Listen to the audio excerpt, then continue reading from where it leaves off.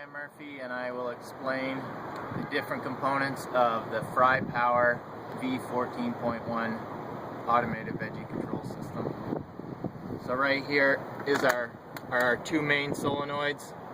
This solenoid 1, changes from diesel, which is this line, to veggie oil, which is this line. This is the common line that carries either fuel that you're switched to the injection pump, which sits down here.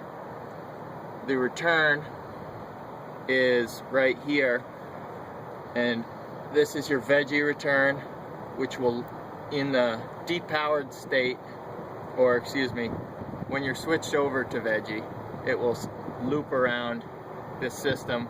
This is the feed for the veggie oil, so it'll, when it needs oil, it will pull it in, and it goes through these series of heaters. This is an inline heater. This is our inline temperature sensor.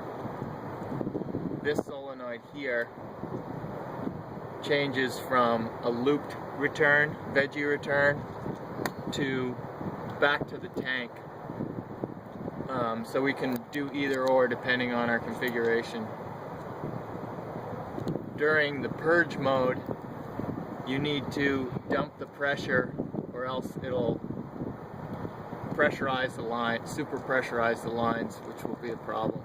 So when we are switching from veggie oil back to diesel, this first solenoid switches immediately back to diesel, and the returns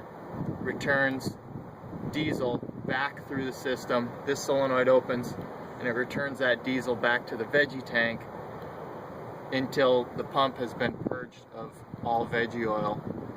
And that set time, the default set time, is 30 seconds.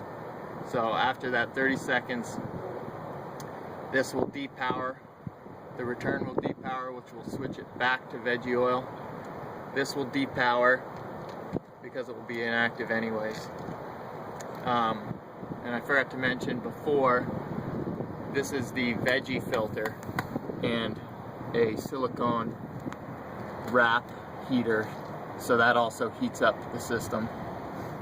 Both of our temperature sensors run off of algorithms from an ambient temperature sensor, which is underneath the bumper, this temperature sensor, and the tank temperature sensor, which we'll show you in a minute.